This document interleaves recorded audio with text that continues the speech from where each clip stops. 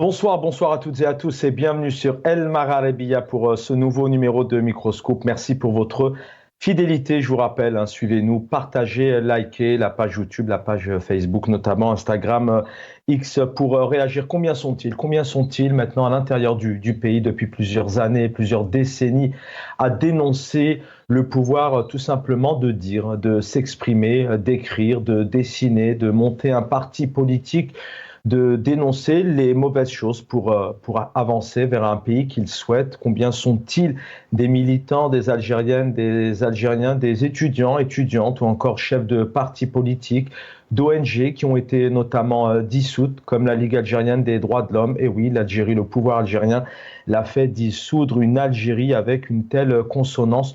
Combien sont aussi les penseurs, les chercheurs, les écrivains à travers les générations, les décennies en Algérie, mais combien sont-ils aussi à travers le monde, des députés, des sénateurs, parfois aussi des hauts responsables d'État qui dénoncent les libertés en Algérie. Nous allons y revenir avec cette énième condamnation, cet énième carton jaune, carton rouge même, puisque le Parlement européen a encore une fois donc parlé avec cette résolution conjointe. Sur cette image, vous allez voir donc le résultat final, résolution conjointe soumise par 5 groupes concernant le cas.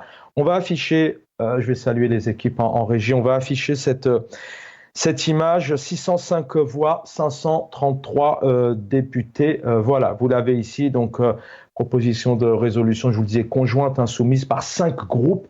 On entendra quelques parlementaires tout à l'heure, puisque peu importe le bord politique, ils sont aujourd'hui unanimes à revenir notamment sur la situation de Boualem Sansal en Algérie, mais pas que, vous allez les entendre.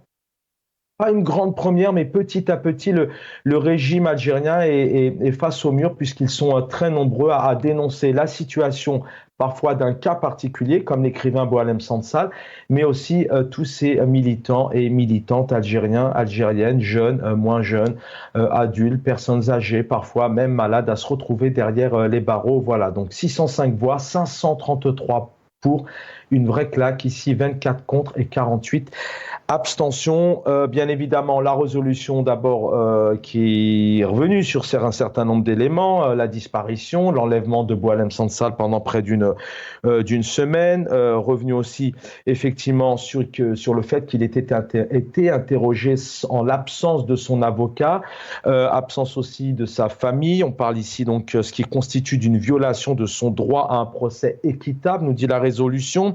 La résolution qui revient bien évidemment au 87 bis, puisque vous le savez, en Algérie, tout le monde peut être classé de terroriste à cause malheureusement de ce 87 bis.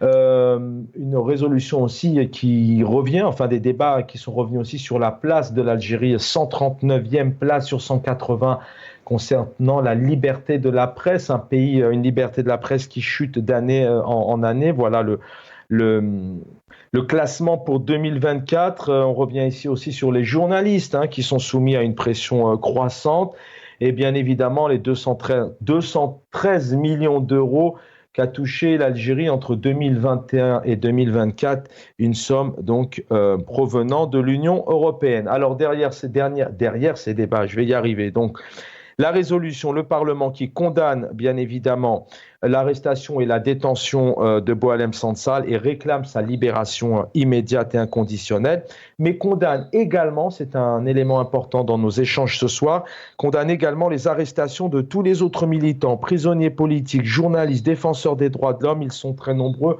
On revient ici notamment sur Abdelwakil Blam, qui aussi malheureusement a disparu pendant plusieurs jours, journaliste, et puis le jeune Mohamed Tadjadid qui vient de prendre, il est jeune, il a à peine 30 ans, il vient d'avoir 31 ans, il est derrière les barreaux, il vient de prendre 5 ans ferme, le Parlement européen en parle, et bien évidemment, encore une fois, les autorités, on demande ici aux autorités algériennes de mettre stop aux 87 bis, 95 bis et 196 bis.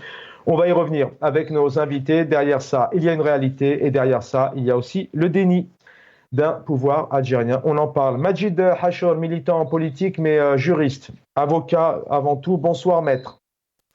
Bonsoir, bonsoir Chaban, les spectateurs. Merci pour l'invitation. Non, à cette émission auquel je commence vraiment à prendre goût. Un énième merci, mille merci pour l'invitation. C'est nous qui vous remercions. J'en profite pour qui nous vous remercions, pardon. J'en profite pour remercier tous nos invités, nos analystes, observateurs qui sont présents sur nos antennes à tenter aussi de vous éclairer, voilà, d'apporter leur analyse. Majid Hachour, on va avoir le temps, cher maître, de rentrer un peu dans le détail de différents axes. Qu'est-ce que cela comment vous réagissez? On apprend aujourd'hui, ce matin, donc une nouvelle résolution fortement pour. On a vu le résultat tout à l'heure, notamment. Bon, Chaban, il faut dire que c'est pas la première fois, c'est pas la première résolution du Parlement européen. On en a vu on en a vu au moins 6 depuis 2019. Quoique cette fois-ci, d'abord que leur union est intervenue un peu, disons tardivement, parce que leur session a toujours eu lieu au mois de novembre. Chaque mois de novembre, on a eu droit à une résolution malheureusement sur l'Algérie.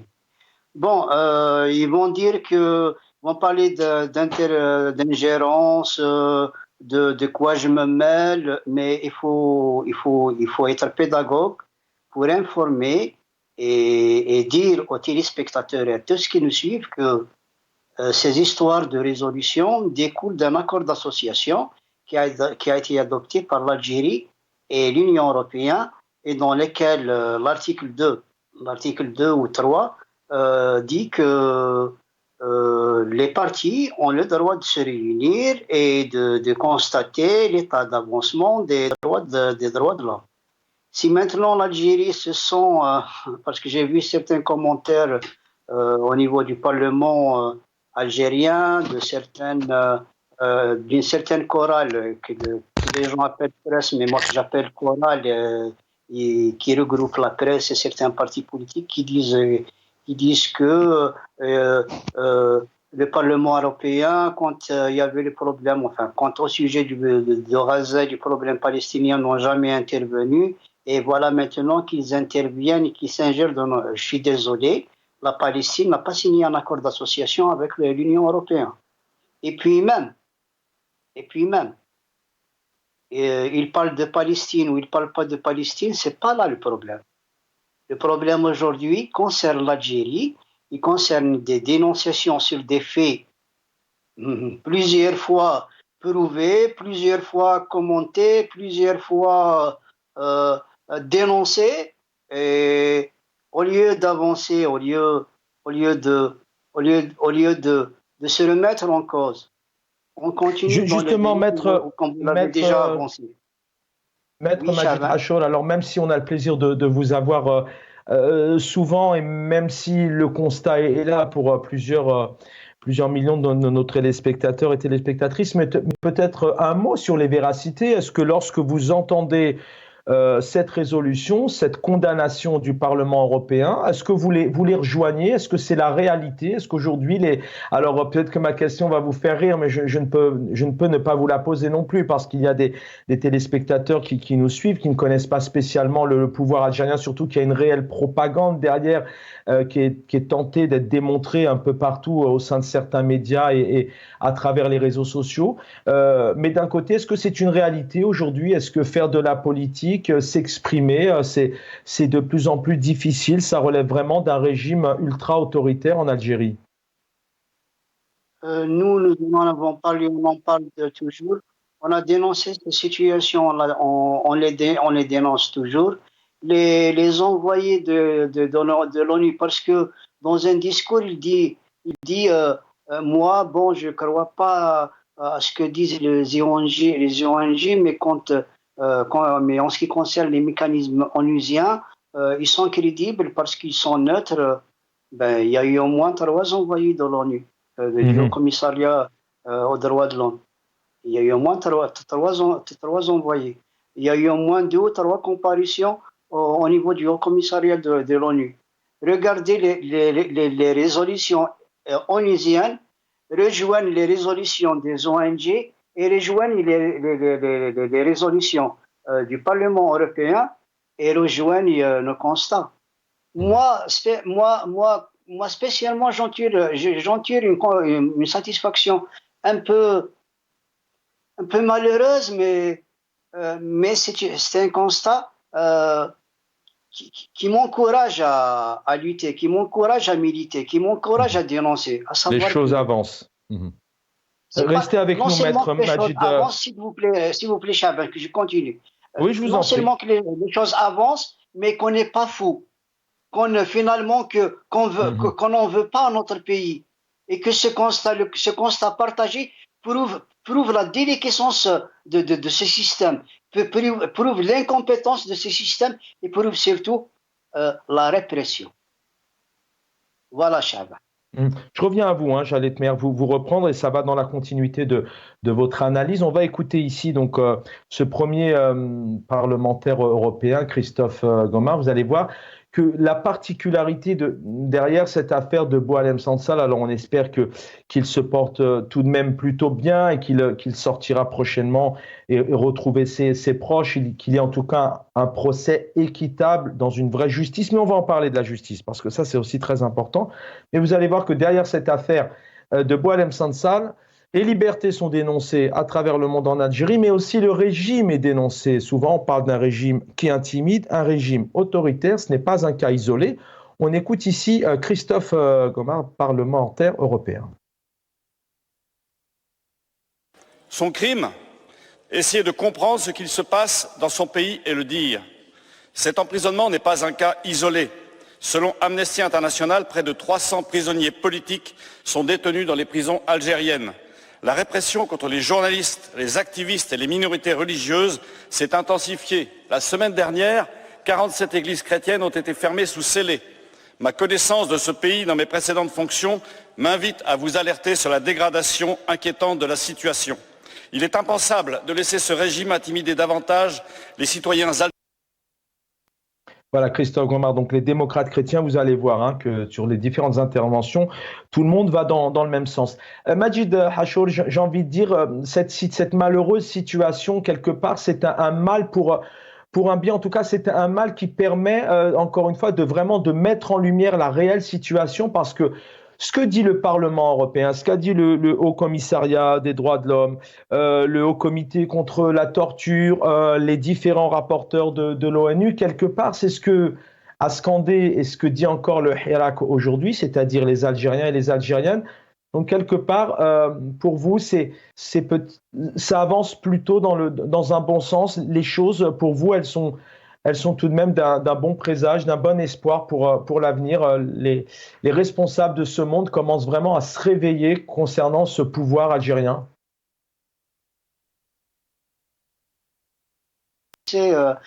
Il s'agit d'un droit, il s'agit dans notre dialecte et en kabyle on dit donc, Mmh. regardez bien, voyez bien Chaban, notre optimisme. Quand il s'agissait d'une répression à huis clos, intramuros, il se permettait tout. 300 détenus, des fois 310, des fois 250, mais ils sortaient un, ils emprisonnaient 40. Mais on savait bien qu'un jour ça allait déborder. Et c'est pas de notre faute, Chaban. Si vous vous rappelez le début du problème Boualem Sansal, on avait bien alerté ce pouvoir. On avait alerté ce pouvoir par rapport à son silence. On avait dit attention, c'est vrai que vous emprisonnez des pauvres jeunes gens, jeunes garçons et jeunes filles. Ça se passait intramuros. Mais attention, Boualem Sansal est très connu. C'est un écrivain qui a, qu'on le veuille ou pas, il a une autorité. Je ne vais pas revenir sur ces propos qu'on condamne, il n'y a aucun problème. C'est comme si à chaque fois nous sommes obligés de nous justifier. Mmh. Mais il n'en demeure pas moins que c'est un écrivain connu. Et par le silence des autorités, les multiples dépassements des autorités, rappelez-vous les insultes en public. Et il fallait bien que ça attire l'attention des instances disons, entre guillemets, étrangère, parce que moi je décline et je dénonce ce mot étranger, parce que les droits de l'homme, quand il s'agit de droits de l'homme, on ne peut pas parler d'étrangers, on peut pas parler d'ingérence, on ne peut pas parler de quoi je me mêle, des consignes et des conventions. Quand on signe une convention, les conventions impliquent comment dirais-je, impliquent un travail commun, une intelligence commune. Et cette intelligence dépasse les États. Les droits de l'homme, justement, dépassent les États. Il s'agit de mécanismes des mécanismes qui surfent sur les souverainetés. On ne peut pas parler de souveraineté s'agissant des droits de l'homme. Alors, dès que ça a débordé, voyez les résultats. Une remarque cependant, Chaban, parce que il y a un moment donné, on n'en parlait pas parce qu'on ne voulait pas fournir les armes aux magistrats pour nous bloquer. Savez-vous que c'est vrai que l'Algérie a signé des conventions des droits de l'homme? Très bien. Dans la Constitution, il est bien disposé que la Convention dépasse la loi interne. Mais savez-vous qu'en réalité, aucun mécanisme interne n'autorise que la Convention remplisse vraiment son rôle. Aujourd'hui, nous avons affaire à un classement anachronique de la Convention en Algérie. Elle est ni supra-loi, ni infra-loi, ni à côté de la loi. Ça veut dire qu'on signe des conventions. OK. Dans la Constitution, on dispose que la Convention, elle est supra-Constitution, elle est supérieure à la Constitution. Mais dans les faits réels, la Convention, elle n'est rien, elle n'est absolument rien du tout. D'ailleurs, ce qui nous autorise à violer, à violer, à créer des lois qui dépassent l'INEPSI, genre 87 bis, 95 bis, etc. Mais aujourd'hui... Je reviens à vous, maître. Je ne sais pas si vous m'entendez. On a Belaïd Jamer qui vient de nous rejoindre a priori. Belaïd Jamer, bonsoir. Bonsoir Chaban, bonsoir à maître Hachour et vos téléspectateurs et téléspectatrices, sans oublier les détenus d'opinion, tous les détenus d'opinion. Je suis vraiment désolé pour ce retard et merci pour l'invitation. Soyez les bienvenus, Belaïd Jamer. Merci pour votre présence. Une réaction, une nouvelle condamnation, c'est pas la première, certes, mais on peut tout de même penser que les choses avancent, en tout cas parmi pour ces militants et militantes qui s'expriment, et ceux aussi qui étaient dans la rue par millions, hein, qui ne sont pas spécialement actifs dans les réseaux sociaux, qui ne sont pas sur nos plateaux, mais qui sont certainement heureux de voir cette condamnation. 605 voix, 533 pour, et on a 24 contre, 48 abstentions. Voilà, mes collègues en régie qui affichent ce résultat. Belaïd Jamer, une réaction, tout y est. Il y a Boualem Sansal, mais pas que. Abdelwakil Blam, Mohamed Tajadid, le poète, le jeune poète algérien, et puis tous les autres militants. Comment vous réagissez à cette condamnation? Alors, comme je n'ai pas entendu la réaction de Maître Hachour, je ne sais pas, peut-être que je dirais... je vais donner mon avis personnel. Moi, je suis direct et je suis objectif sur certains points. Mon point de vue, je dirais que je vais donner 2 points de vue. Hein.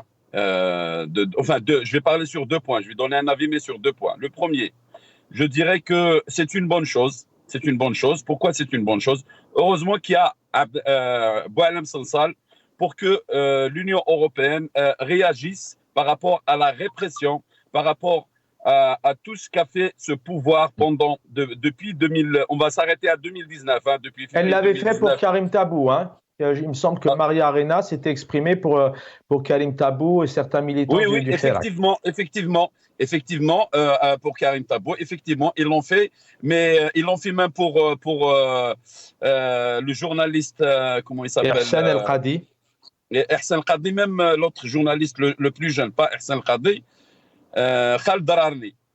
Ah oui. Malheureusement, c'est si l'Union européenne, ou parlons de l'Europe enfin, en général, soit ici en France, vu ce que la droite française a fait par rapport à ça, c'est que depuis 2019, on n'arrête pas de faire des rapports, on n'arrête pas d'écrire, on n'arrête pas d'y aller à Genève, on n'arrête pas de faire des manifestations par rapport aux détenus, mais il faut que ça soit une personne connue, surtout comme Sansal, qui est écrivain, qui est franco-algérien. Et ce qui est désolant aussi, je l'ai déjà dit 2 fois sur votre plateau, c'est qu'on n'a pas fait ça pour Rachid Nekez, qui est français, hein, qui était français. Même à la période avant de rendre sa nationalité française, il a été arrêté en Algérie, mais on n'a pas fait ça pour lui. Alors moi, je la prends du bon côté. Je la prends du bon côté, tout comme Yenayer qui a été fêté aujourd'hui, cette année, dans tous les coins de l'Algérie. Il y a beaucoup de gens qui me disent c'est politique. Je dis que c'est politique, mais c'est une bonne chose. Au moins comme ça, on voit. En tout cas, Belaïd Jamer, votre analyse est pertinente. C'est vrai que, je ne sais pas, on peut penser à Mohamed Taferka, qui est franco-algérien aussi, qui était très malade. Et je suis d'accord avec vous. Mais derrière ça, derrière cette affaire-là, en tout cas, ça met en lumière vraiment, parce que là, tout y est. On parle de liberté, on dénonce, on écoutera encore quelques parlementaires qui dénoncent un régime autoritaire. Pour certains, c'est une bonne chose. C'est pour ça que je dis l'arrestation de Boualem Sansal, je suis désolé de dire ça, c'est fort comme mot. Heureusement que Boualem Sansal a été arrêté pour que l'Union européenne ait toute non, mais on comprend le fond. On comprend le fond. Tu as compris ce que je veux dire? Oui, on comprend qu'il n'y a pas les auditeurs et auditrices comprennent qu'il y ait cette pression, qu'il y ait cette condamnation, parce qu'il y a nos frères et sœurs condamnés injustement par le pouvoir algérien, et personne n'en parle à part nous, Algériens, pas nous la diaspora, mais nous Algériens de l'intérieur et de l'extérieur, et tout seul. Et heureusement qu'il y ait ça. Le deuxième point, c'est que ça joint le premier point, c'est que cette droite française ou bien européenne qui est en train de tirer, pas sur le régime algérien, de parle de l'Algérie, c'est qu'on oublie le peuple algérien, on oublie tout ce qui se passe en Algérie, mais aujourd'hui, on ouvre les yeux, on profite de toute occasion pour stigmatiser l'Algérie entière. Je parle pas mais là, je suis pas, Belaïd Jamer, je suis pas spécialement, enfin, quand on écoute les débats hier et la résolution ce matin, et même d'ailleurs depuis plusieurs semaines, beaucoup font vraiment la différence entre le peuple algérien et le pouvoir algérien. On va écouter ici, entre autres, Raphaël Glucksmann qui revient et qui met vraiment, encore une fois, en lumière, qui fait le parallèle avec ce pouvoir qui est là, mais c'est un pouvoir, pour lui en tout cas, qui a peur du peuple, et qui s'est même plié contre le Hirak. Oui, Belaïd Jamer, allez-y. Je viens de te couper. J'ai dit Raphaël Glucksmann, il a plusieurs fois dénoncé le pouvoir algérien. Merci pour ce lancement. On l'écoute. Chers collègues, le régime algérien, comme tous les régimes autoritaires, a peur des plumes, a peur des hommes libres. Souvenez-vous comme il a tremblé devant son peuple lors du Hirak, cette grande révolution populaire qui a montré une fois de plus le courage des Algériennes et des Algériens. Le régime a alors répondu par la répression. Et aujourd'hui, Boualem Sansal partage le sort de nombreux autres prisonniers d'opinion, comme Mohamed Tajadid, le poète du Hirak, qui vient d'être condamné à 5 ans de prison pour avoir dénoncé la violence d'État et la... À croire que Raphaël Glucksmann faisait partie du Hirak. Belaïd Jamer, quand on entend ça, on pourrait imaginer aujourd'hui que s'il n'y avait pas eu le Hirak, peut-être alors peut-être pas un 6e mandat, mais on aurait pu imaginer que Abdelaziz Bouteflika aurait en tout cas entamé un 5e mandat. Entamé ce 5e mandat, quand on entend par exemple les gens du pouvoir, notamment par exemple le feu général Gaïd Salah qui disait qui soutenait le Bouteflika, la mandature de Bouteflika, l'actuel chef de l'État, qui disait le programme du président Bouteflika va continuer quelle que soit la situation et les conséquences. ben sûrement il aurait continué. Mais bon, certes, c'est pas lui, ben c'est son frère et la compagnie. Mais et le cinquième mandat, il l'aurait eu. Et heureusement, comme tu viens de le dire, heureusement que il y a eu le Hirak, il y a eu le soulèvement du peuple algérien.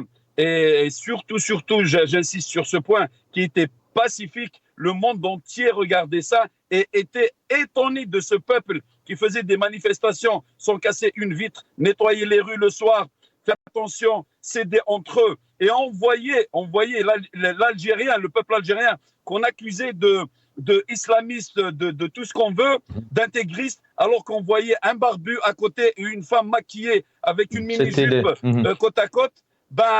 Tout ça montrait que l'Algérien finalement, tout ce qu'on entendait avant, c'était des stigmatisations, c'était de la politique politicienne du régime algérien pour diviser le peuple algérien. Alors le peuple algérien, il vit dans cette diversité, il accepte cette diversité et il a le vivre ensemble. Écoutez, je pense que vous allez bientôt venir être à ma place parce que c'est le lancement du prochain parlementaire européen, Benaï Jamer.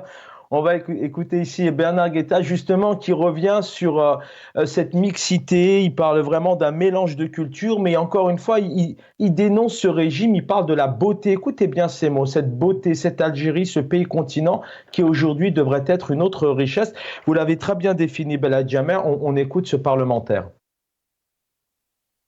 L'indignation, oui, mais la peine, plus encore. Car mer, montagne, désert, gaz et pétrole, l'Algérie ne devrait être qu'abondance et beauté. Peu de pays ont tant de richesses naturelles et l'Algérie bénéficie en plus d'un mélange de cultures à nul autre pareil, kabyle et arabe, ottomane et française, musulmane, chrétienne et juive. L'Algérie pourrait être tout à la fois le plus universaliste des pays et la Californie. Mais aujourd'hui, elle n'est hélas que le butin de prédateurs cultivant la rancœur historique afin de toujours mieux piller leur pays, le bâillonner. Maître Majid Hachour est avec nous. On vient d'entendre ces deux parlementaires qui derrière cette résolution, condamnent, s'expriment et disent les choses clairement. Et c'est vrai que pour certains, c'est tellement évident. C'est un pays magnifique qui aujourd'hui est loin d'être indépendant. D'abord en termes de liberté, on l'a compris. On a un président algérien qui est là, mais qui a été très mal élu. Et quand on dit élu, on est obligé d'employer la terminographie. Mais voilà, pour certains, il a été mis en place. Une réaction lorsque vous entendez ces parlementaires, Maître Majid Hachour, le système aujourd'hui est totalement dénoncé, le régime est dénoncé dans ses actions et sa façon de faire. Oui, comparativement aux sessions parlementaires, par exemple, de 2024 ou 2023, ce qu'on peut relever, c'est que ces parlementaires, c'est comme s'ils se sont vraiment lâchés, ils se sont libérés. Auparavant, il y avait un discours plus ou moins réservé, un discours amer, d'accord, mais un discours plutôt réservé. Même, vous voyez le nombre, il y a quand même une majorité presque écrasante de oui quant à la résolution, contrairement aux dernières sessions. Donc, ce qui est étonnant, c'est bien. Mais tout le monde dénonce l'Algérie, quoi que c'est mon Algérie. Concernant mon Algérie à moi, je suis un peu triste quand on relève, c'est vrai que par rapport à nous, nous avons raison, et ça prouve que nous avons raison, c'est vrai, mais entendre des mots assez, c'est triste. Mais peut-être non, mais c'est intéressant ce que vous dites. D'ailleurs, peut-être que une grande part, alors c'est vrai que c'est la réalité, c'est des millions d'Algériens qui étaient dans la rue, Algériennes, la famille entière était dans la rue. Bon, ça c'est une réalité. En tout cas, ils sont très nombreux. Mais il y a peut-être une partie qui est pro-pouvoir, qui est satisfait de ce que fait le pouvoir actuel. Mais la particularité, c'est que c'est un pouvoir qui ne veut pas ouvrir à l'état de droit, qui a un problème de crise intérieure, de politique intérieure. On parle d'économie, on parlait de diplomatie hier. C'est ce qui est dommage, alors qu'aujourd'hui, le pouvoir en place, Abdelmadjid Tebboune, alors quand on dit Monsieur Tebboune, c'est le système, bien sûr, mais il aurait tout à gagner à mettre en place une démocratie, se créer une réelle légitimité, peu importe le nombre de voix d'ailleurs. C'est ce qui manque en Algérie. J'y venais, Chaban, Je vous en prie. avant que vous commentiez ma première analyse.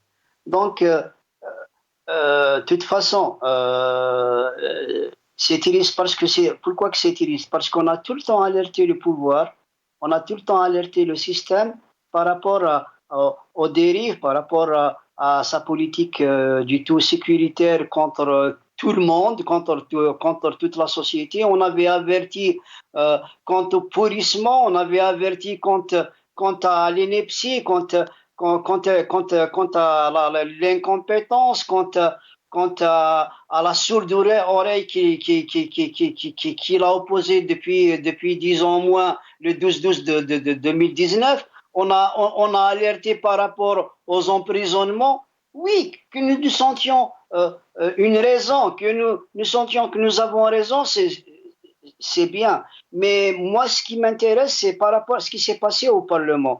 Auparavant, ils émettaient des résolutions et puis à l'année prochaine. Cette fois, bon, si on voit la dureté des propos qui ont été Il peut y avoir une sanction. Je pense que parce que automatiquement, quand un pays associé ne respecte pas une clause de droits de l'homme, normalement, la résolution est automatiquement soumise au Conseil exécutif de l'Union européenne pour qu'ils agissent. Mais jusqu'à maintenant, ce qui s'est passé, c'est qu'on prononçait on prenait des résolutions, mais sans suite. Cette fois-ci, sans suite. Pourra-t-on espérer que cette résolution soit soumise au Conseil exécutif de l'Union européenne? Vous allez mettre Majid. Conseil de sécurité. Oui. Maître Hajour, vraiment, pardonnez-moi, ça tombe sur vous, mais on vient d'être rejoint pour 5 minutes par Zaki Hanesh, qui est très pris aujourd'hui. Il est au Canada. Je reviens à vous, Maître Hajour. Pardonnez-moi vraiment. Zaki Hanesh, bonsoir, militant des droits de l'homme. Vous êtes connu, militant des droits de l'homme. Vous étiez en Algérie. Malheureusement, vous ne pouvez plus y vivre pour des raisons de liberté. Zaki Hanesh, bonsoir. Une réaction sur cette résolution, une réaction aussi sur ces condamnations concernant Boualem Sansal, mais pas que, Abdelwaqi El-Blam, Mohamed Tadjadid, et puis ces centaines de prisonniers, notamment d'opinion et politique. Zaki Hanesh.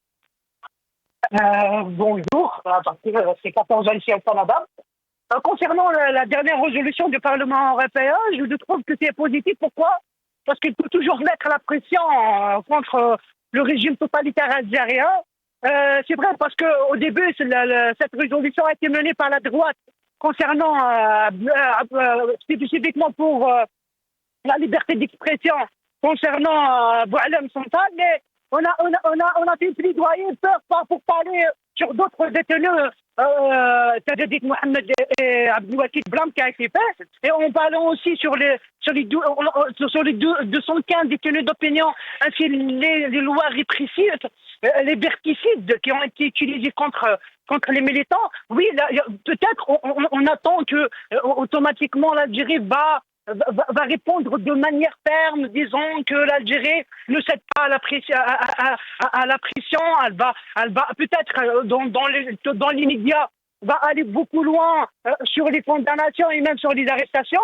Mais avec ça fait 6 ans de documentation, il faut dire une certaine chose, c'est que l'Algérie cède toujours à la pression, et surtout il y avait Donald Trump qui vient et qui va changer toutes les donnes et va avoir plus de pression sur l'Algérie, et ça va donner plus de pression parce qu'il y a d'autres personnes qui disent que voilà, cette résolution c'est une intervention étrangère contre l'Algérie. Nous sommes tous contre n'importe quelle intervention étrangère sur l'Algérie, mais cette résolution-là, c'est une appel vers l'Algérie, vers le gouvernement algérien pour qu'elle respecte ses engagements. Est-ce que ça va payer? Zaki Hanesh, vous en avez lu des résolutions, vous en avez aussi demandé. Enfin, est-ce que ça pourrait payer demain? On est face à un pouvoir tout de même. D'ailleurs, c'est une réaction que je demanderai aussi à Belhaïd Jamer et à Maître Majid Hachour. C'est un pouvoir qui est dans le déni tout de même. On a vu, on aurait pu l'écouter, mais il est important aussi de vous écouter. Mais on aurait pu encore une fois écouter Abdelmajid Tebboune qui, derrière une réunion, attaque RSF, attaque des ONG, attaque le Parlement européen. Peut-être d'ailleurs que dans quelques minutes, on lira un peu partout dans les médias qu'il s'agit d'une ingérence. Un pouvoir qui est dans le déni, mais est-ce que ça peut faire bouger les choses? Non, la réaction de l'Algérie, on sait tous quelle sera la réaction de l'Algérie. Elle va attaquer l'Union européenne, elle va dire c'est une ingérence, l'Algérie est indépendante, il y a tout cela. Je vais vous rappeler en 2022 la résolution de Hissène El-Khadi. Il y a une réaction directe dans la de présent. Ça, c'est une réaction directe, mais après une année, Hissène El-Khadi a été libéré par la libération, pas par une grâce présidentielle. Ce que je voulais arriver, c'est que l'Algérie c'est toujours à la pression, mais au début, la première réaction, ça a été toujours celle-là, ça a été toujours agressive. Tebboune va parler sur le Parlement européen, tous les médias et tous les ministres et toute la voie diplomatique de l'Algérie, ça va être très ferme. Mais je t'ai dit, il y a un point très important, c'est l'arrivée de Donald Trump et le ministre des Affaires étrangères a parlé déjà de l'Algérie. Il a demandé, elle a donné plus de pression sur l'Algérie. L'Algérie, ça va céder à la pression. Cette résolution, ça va donner plus ça va donner plus de visibilité sur la répression en Algérie, sur ce qui se passe actuellement en Algérie. Oui, je répète, c'est une chose très très importante. Nous sommes tous n'importe quelle ingérence contre l'Algérie. On le sait ça, mais cette résolution, c'était clair et net que l'Algérie doit respecter ses engagements envers le droit international. Elle doit, parce que n'oubliez pas que l'Algérie est la présidente du Conseil des droits de l'homme actuellement. Et des déclarations de l'Algérie au niveau diplomatique, disons que l'Algérie défend toutes les voix de toutes les opprimés, et en Algérie elle-même, il y avait des opprimés. Ça, c'est très important. Moi, je le trouve de manière positive, c'est qu'il faut avoir une pression pour que l'Algérie respecte ses droits et avoir plus de liberté d'expression et plus de démocratie en Algérie. Merci Zaki Hanaj d'avoir été avec nous. On va retrouver nos invités dans quelques instants. On va écouter un nouveau parlementaire ici, vous allez le voir, qui revient notamment sur un régime autoritaire et il revient même sur ce hashtag Manif Radi. On écoute. L'arrestation de Boualem Sansal viole les principes fondamentaux de la démocratie, la liberté d'expression. Son arrestation n'est pas un incident isolé, mais s'inscrit dans le cadre d'une répression plus large de voix dissidentes que critiquent ce régime autoritaire. Des centaines d'autres personnes ont été arrêtées pour des expressions d'aussi triviales qu'un hashtag anti-gouvernemental. Les peuples algériens méritent de jouir les mêmes libertés, de la même prospérité que les citoyens de l'Union européenne. Ces libertés et cette prospérité. Voilà, et puis un extrait d'une dernière parlementaire, si je ne me trompe pas, elle nous parle ici d'un déni de procès, pas d'avocat, une trentaine de secondes et on se retrouve avec nos invités.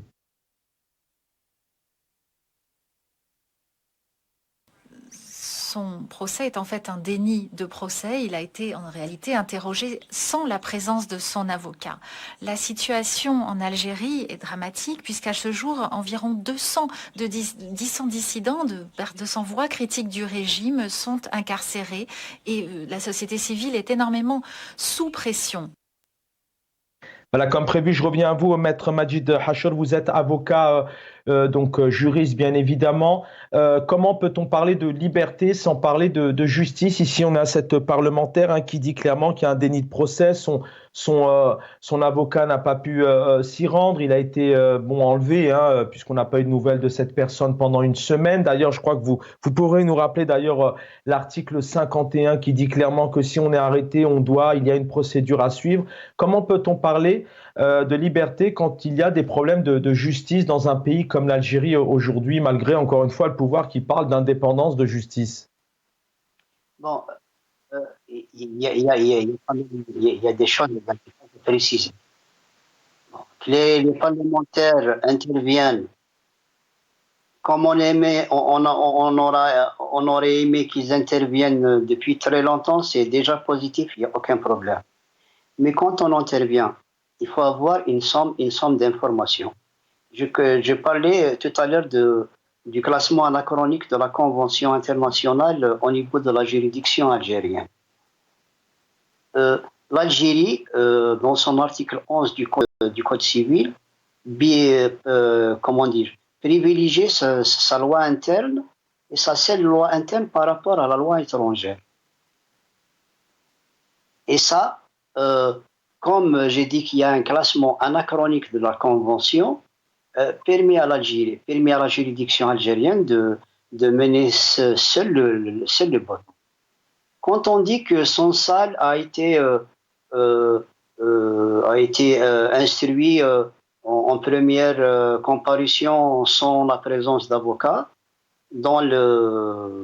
parce que ce qui est vrai, ce qu'il faut, il faut. Quand il faut dénoncer, il faut dénoncer. Quand il y a des choses qui sont à l'état, on les dit.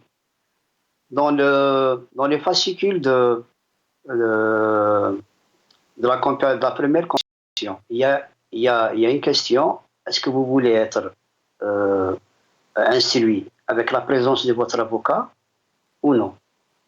Si vous voulez qu'il y ait votre avocat, on renvoie. Si vous acceptez d'être instruit sans la présence de votre avocat, on continue l'instruction. Je n'étais pas avec Sonsal. Sonsal n'est pas mon client, mais être instruit avec la présence d'un avocat ou sans avocat n'est pas une... Comment dire, mais d'un point de vue général, je m'excuse de vous interrompre, je voulais juste d'abord vous entendre, les téléspectateurs. C'est bien de nous apporter ces éléments et d'éclairer aussi les téléspectateurs sur des points précis sur l'affaire Boualem Sansal, mais au-delà de ça, vraiment en 2 petites minutes, parce qu'il y a Belaïd Jamer qui nous attend, qui a du temps en moins de paroles, mais la justice en Algérie pose problème au-delà de Boualem Sansal maintenant depuis plusieurs années. Est-ce qu'on peut parler de liberté avec une justice bancale, justice parfois de l'arbitraire, parfois du téléphone? Pour ça, tout le monde sait que la justice a été l'instrument essentiel, ou bien l'instrument répressif essentiel du pouvoir. Mais je disais que quand on intervient sur une chose, il est bien d'avoir toute l'information. Moi, je pense que Sonsal, pour sa première comparution, a accepté d'être instruit sans la présence de son avocat. D'ailleurs, même au début. Parce qu'il ne faut pas, quand il y a surenchère, qu'on rajoute nous encore. Au départ, Sonsal n'avait même pas annoncé ses avocats, n'avait même pas communiqué avec sa famille, ni avec l'avocat là qui était l'avocat de France, l'avocat français auquel on avait refusé le visa. D'ailleurs, même son avocat, avec tous mes respects, il a intervenu sur YouTube, on a vu son intervention sur YouTube. Sa vérité n'est pas suprêmement vérité. Je reviens à vous. Moi, je parle côté procédure. Sa vérité n'est pas suprêmement vérité. Mais au-delà de ça, comme vous l'avez dit, je reviens à vous, maître. Je suis désolé, que la justice a été... Je reviens à vous, parce que je vais juste redonner un peu la parole à Belaïd Jamer qui est là depuis tout à l'heure. Belaïd Jamer, sans rentrer vraiment sur la spécificité de Boualem Sansal, il y a des Algériens qui sont derrière les barreaux depuis des mois, des années, certains qui n'ont jamais vu d'avocats, qui ne savent même pas de quoi ils sont accusés. Cet élément, il est important, mais on a le premier chef suprême de la justice, Abdelmadjid Tebboune, qui parle d'une indépendance tout de même, qui parle d'une confiance, que le citoyen a retrouvé confiance en les tribunaux. Belaïd Jamer, est-ce qu'aujourd'hui la liberté d'expression notamment est possible dans un État où la justice pose problème? Alors, moi, je donne déjà un exemple de moi-même. Si vraiment le citoyen algérien, dont moi, Belaïd Jamer, ait cette confiance en la justice algérienne, j'aurais pris l'avion, je serais rentré en Algérie. Déjà, je parle de moi, de moi-même. Alors, il n'y a aucune confiance, aucun citoyen algérien n'a confiance en la justice aujourd'hui. Tout ce que dit le chef de l'État, M. Abdelmadjid Tebboune, il parle juste pour soit... c'est la langue de bois qu'on entend depuis 62 à ce jour. C'est le même système qu'on entend depuis 62 à ce jour. C'est les mêmes discours qu'on entend depuis 62 à ce jour. Il y a rien, mais vraiment rien de changé. Tout est pareil. Il n'y a aucune justice. On a vu des gens qui ont témoigné, des détenus qui ont témoigné. Ils arrivent devant le commissaire ils sont devant le procureur. Est-ce que vous me relâchez ou pas? Il lui dit, Babak, excusez-moi, je vais le répéter en français. Babak, ma delish mashakil. Ça veut dire, qu'est-ce qu'il lui dit, le procureur ou le commissaire? Il lui dit, écoute, ne me fais pas de problème, s'il te plaît. Quart d'heure, 20 minutes, ils vont m'appeler, soit je te libère, soit je te mets au cajou. Il n'y a pas de justice, je suis désolé. Il y a plein d'affaires. Alors là, parlons des détenus d'opinion, les pauvres. Alors, le cas de Boualem Sansal, il faut le multiplier par 10, 100 ou 200 ou 300. Ils kidnappaient des gens de leur maison. Les parents ne savaient où ils sont. Une semaine après, 10 jours après, ils contactent leurs parents. Sans avocat, sans absolument rien du tout. Ça, on le sait, c'est des témoignages des détenus d'opinion. Il y en a qui ont pris des embarcations de la fortune ou de la mort pour certains. Et ils se retrouvent ici, ils nous ont tous raconté ce qu'ils ont passé, l'enfer, les pauvres qu'ils ont passé. Et jusqu'à présent, c'est la même chose. Alors moi, donc, globalement, juste pour finir sur ça, par rapport à cette affaire, Boualem Sansal, je suis sûr et certain qu'il va être libéré parce qu'il y aura leurs intérêts personnels qui vont être touchés ici, en Europe, et ça, ils ne l'accepteront jamais. Ils vont faire des concessions. Leurs intérêts à qui? Quand vous dites leurs intérêts... Les intérêts des dirigeants algériens. S'ils toucheront, parce qu'ils savent très très bien qu'il va y avoir une pression, et cette pression, elle touchera à leurs intérêts personnels. Quand ils toucheront à leurs intérêts personnels en Europe, là, ils vont vraiment réagir, ils vont faire des concessions. Ils vont trouver un moyen comment libérer Boualem Sansal. Boualem Sansal va être libéré, mais j'espère que l'Union européenne restera sur ses positions vis-à-vis d'autres détenus. Et cette répression qui est en Algérie. Voilà. Merci Belhaïd Jamer d'avoir été avec nous. Accords avec l'Algérie. Merci Belhaïd Jamer d'avoir été avec nous. Avant de se dire au revoir et donner le dernier mot à Maître Majid Hachour, juste ces quelques images pour avoir une pensée à Yahya Semmaj, notamment, qui est sous mandat de dépôt par un Algérien qui a donné de son temps, qui donne de son temps pour aider, pour écrire, pour dire les choses, et il est sous mandat de dépôt depuis maintenant quelques jours.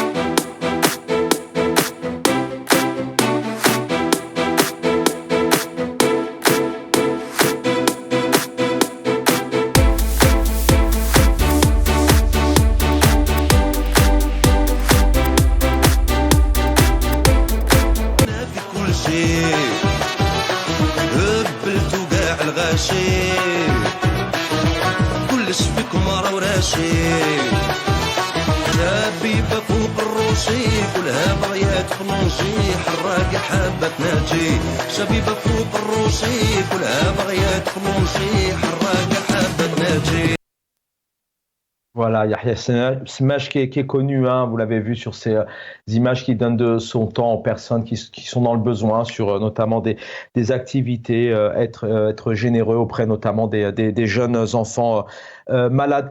Majid Hachour, un dernier mot avec vous avant de vous remercier d'être présent ce soir. Une dernière minute avec vous, le mot de la fin. Un peu d'optimisme peut-être, c'est encore des choses qui sont nouvelles et qui bougent, notamment dans le sens de cette grande partie du peuple algérien qui veut le changement, un changement de système, enfin qui veut un État démocratique, tout simplement.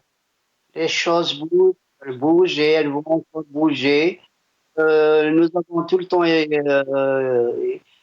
optimistes, nous les avocats qui étions les premiers témoins des arrestations, les premiers témoins des détenus, les premiers témoins dans la documentation.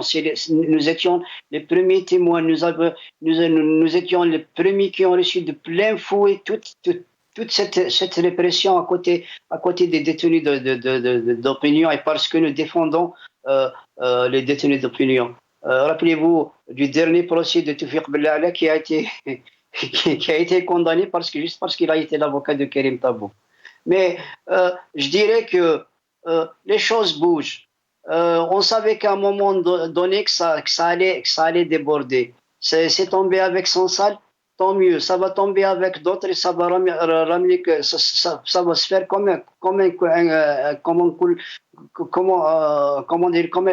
l'effet il y aura un effet de dominant, je vous le promets. Nous sommes optimistes parce que nous continuons de lutter. Nous sommes optimistes parce que nous continuons d'espérer. Nous sommes optimistes parce que nous continuons de dénoncer. Nous sommes optimistes parce que nous continuons de croire en ce pays et surtout en ce peuple. Et vive l'Algérie, on va avancer. Merci, Charles. Merci pour ces beaux mots d'espérance. Voilà, l'espoir et la croyance. Un peu de philosophie avant de se quitter sur cette image.